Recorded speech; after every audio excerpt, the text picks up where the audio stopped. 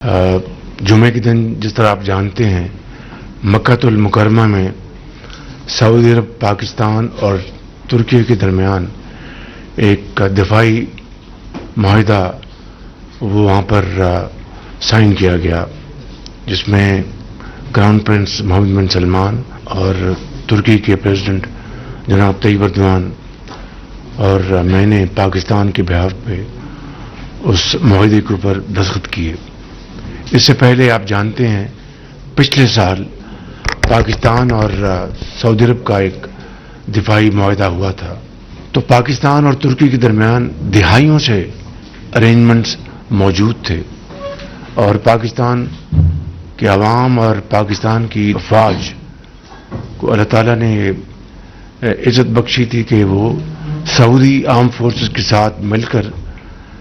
جو دنیا کے انتہائی ہولیسٹ پلیسز ہیں مکۃ المکرمہ، مدینہ المنورہ، ان کی حفاظت کے لیے پاکستان کے عوام اور افواج اپنے سعودی بھائیوں کے ساتھ مل کر یہ ذمہ داری ہمیشہ نبھاتے رہے۔ پچھلے سال اللہ کے فضل و کرم سے اس ارینجمنٹ کو ہم نے ایک آفیشل اس کو کیا تاکہ ایک پراپر ایگریمنٹ سائن ہوا۔ اس جمعے کو یہ اس کی ایک اور ایکسٹینشن ہے کہ ٹرائی لیٹرل ایگریمنٹ سائن ہوا، جس کا مقصد یہ ہے کہ خطے میں امن، ترقی اور خوشحالی کو فروغ دیا جائے۔ اس کا مقصد قطعاً یہ نہیں کہ کوئی ایگریشن ہو، it is for entirely for defensive purposes, for peace, tranquillity and progress in the region, نہ صرف ان تین ممالک کے درمیان بلکہ پوری جو مسلم امہ ہے اس کے لیے یہ میں سمجھتا ہوں کہ یہ معاہدہ انتہائی باعث تقویت ہے۔ اس حوالے سے میں یقیناً deputy prime minister Ishaq Dar صاحب کو اور خصوصی طور پر میں فیلڈ مارشل سید عاصم منیر صاحب کو بھی اس حوالے سے مبارکباد دینا چاہتا ہوں کہ انہوں نے اس معاہدے کے لیے، اور یہ معاہدہ کوئی آج کی بات نہیں ہے، یہ پچھلے کئی سال سے اس کے اوپر کاوشیں جاری تھیں، جو کہ اس جمعے کو الحمدللہ وہ پایہ تکمیل تک پہنچی۔ اور پچھلے دنوں میں بدقسمتی سے پاکستان کے بعض علاقوں میں دہشت گردوں نے دہشت گردی کا بازار گرم کیا۔ ہنگو میں ہمارے بہت پولیس والے شہید ہوئے، سوات میں ہمارے جوان شہید ہوئے، میجر حافظ احسان الہی نے جام شہادت نوش کیا، اسی طریقے سے کیپٹن حمزہ اکرم، انہوں نے پاکستان کے لیے اپنے خون کا نذرانہ پیش کیا، اور اسی طریقے سے ڈی ایس پی دیار خان، انہوں نے اس دھرتی کے لیے اپنے خون کا نذرانہ پیش کیا، اور پاکستان کے لاکھوں ہزاروں بچے اور بچیاں ان کو بچاتے ہوئے اپنے بچوں کو وہ یتیم کر گئے، اور پاکستان کی حفاظت کا انہوں نے اپنا جو فرض انتہائی جوانمردی اور دلیری اور بہادری سے ادا کیا۔ ہمیں آج ان سب کے لیے ہاتھ اٹھا کر اللہ تعالیٰ کے حضور ہمیں دعا کرنی ہے۔ اس کے ساتھ ہی ہمارے ایک انتہائی درینہ رفیق اقبال چنڑ، جو بھاولپور سے بڑی معروف سیاسی شخصیت تھی، وہ اللہ تعالیٰ کو پیارے ہو گئے۔ یہ وہ شخص ہیں جو برے وقت کے ساتھی تھے۔ میں ان کو میاں محمد نواز شریف، ان کو ذاتی طور پر 1985 سے جانتے تھے، جب یہ ایک کاؤنسلر منتخب ہوئے۔ وہ دن آیا اور آج کے دن آیا، نہ صرف یہ کہ ان کے پاؤں میں کبھی لغزش نہیں آئی،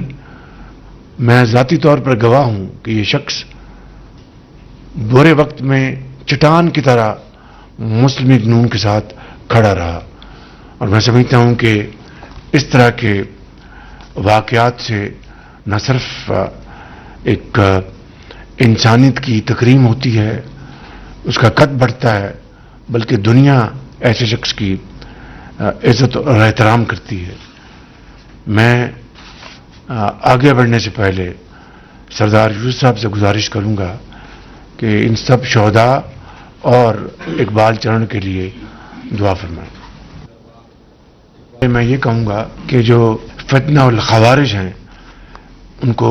دن رات برباد کیا جا رہا ہے، اور انشاءاللہ یہ قربانیاں رائے گاہ نہیں جائیں گی، ضرور رنگ لائیں گی انشاءاللہ، اور ایک دن آئے گا کہ پاکستان ایک مرتبہ پھر دہشت گردی سے پاک ہوگا اور یہ ملک امن اور ترقی کی طرف تیزی سے آگے گامزن ہوگا۔ آزاد کشمیر میں میر پور اور مظفر آباد میں الیکشنز ہو چکے، اور آج پنچ کے 2 اضلاع میں الیکشنز ہو رہے ہیں۔ الحمدللہ آزاد کشمیر کے عوام نے مسلم لیگ نون کو بھرپور ووٹ دیا، اور اس طرح ان 2 ڈویژنز میں جو نتائج آئے ہیں اس کے ساتھ جو وہ سیٹس جو کہ کشمیر سے جو ہمارے بھائی بہن وہاں سے پاکستان ہجرت کر کے آئے تھے، ان کی جو سیٹیں ہیں ان کو ملا کر مسلم لیگ نون کی الحمدللہ تقریباً میجورٹی بن چکی ہے۔ یہ ووٹ الحمدللہ میاں محمد نواز شریف کے اعتماد کا ووٹ ہے، یہ ووٹ میاں محمد نواز شریف کی لیڈرشپ کا ووٹ ہے، اور مجھے پوری امید ہے کہ انشاءاللہ ہماری جب وہاں پر حکومت بنے گی تو میاں محمد نواز شریف کی قیادت میں آزاد کشمیر میں دوبارہ ترقی اور خوشحالی کا سفر شروع ہوگا۔ اس کے لیے میں تمام کشمیر کے اپنے بھائی بہنوں کا شکریہ ادا کرنا چاہتا ہوں جنہوں نے مسلم لیگ نون کو ووٹ دے کر ہم پر اعتماد کیا، اور انشاءاللہ ہم ان کے اعتماد پر پورا اترنے کی کوشش کریں گے۔ کسی بھی مہذب معاشرے میں لا قانونیت کی اجازت نہیں دی جا سکتی۔ اگر کوئی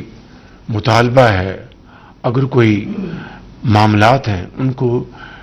میز پر بیٹھ کر بات چیت کے ذریعے حل کرنا چاہیے۔ اسی حوالے سے میں یہ عرض کروں گا، اور آپ کو اچھی طرح علم ہوگا کہ یہ وہاں پر جن لوگوں نے وہاں پر جان بوجھ کر معاملات کو خراب کیا، وہ اغیار کے اشاروں پر یہ کام کر رہے تھے جس کے واضح ثبوت ہیں، لیکن اس کے باوجود وہاں پر ہم نے آل پارٹیز کانفرنس کا انعقاد کروایا الیکشن سے پہلے مظفر آباد میں، جس میں تمام پارٹیز شریک ہوئیں ماسوائے ایک پارٹی کے۔ وہاں پر بڑی بھرپور گفتگو ہوئی،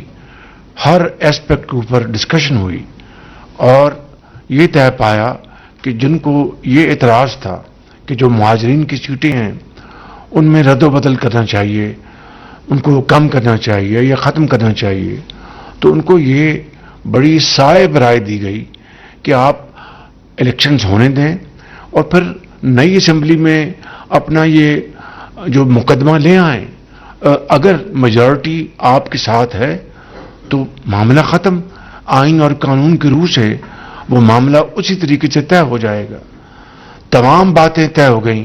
اس کے اوپر وہ اڑے رہے، بے جا ضد کی، جس نے بدقسمتی سے معاملات کو خراب کر دیا۔ میں آج بھی یہ سمجھتا ہوں کہ اب نئی حکومت انشاءاللہ معرض وجود میں آئے گی تو ان کے ساتھ پھر گفتگو کرنے کا سلسلہ جاری کرنے کا معاملہ انشاءاللہ آگے بڑھے گا۔ مجھے امید ہے کہ جو صرف تلے ہوئے ہیں کہ ہم نے خرابی کرنی ہے، ہم نے وہاں پر اناکی مچانی ہے، تو ان کو تو اس کی اجازت نہیں دی جائے گی، لیکن جو امن کے ساتھ اور تحمل کے ساتھ، برداشت کے ساتھ معاملات کے اوپر بات چیت کرنا چاہتے ہیں تو انشاءاللہ ان کے لیے نئی حکومت یہ موقع مہیا کرے گی. جشن آزادی کی آمد ہے اور پوری قوم اس کو شاہ شان منانے کے لیے بھرپور تیاریاں کر رہی ہیں. حکومت پاکستان اور تمام صوبے مل کر عوام کے ساتھ انشاءاللہ 14 اگست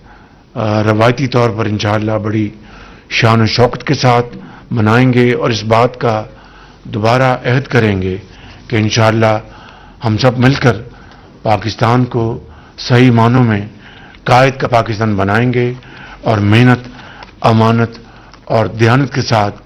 پاکستان کو اس کا دنیا میں ایک باوقار مقام دلوائیں گے.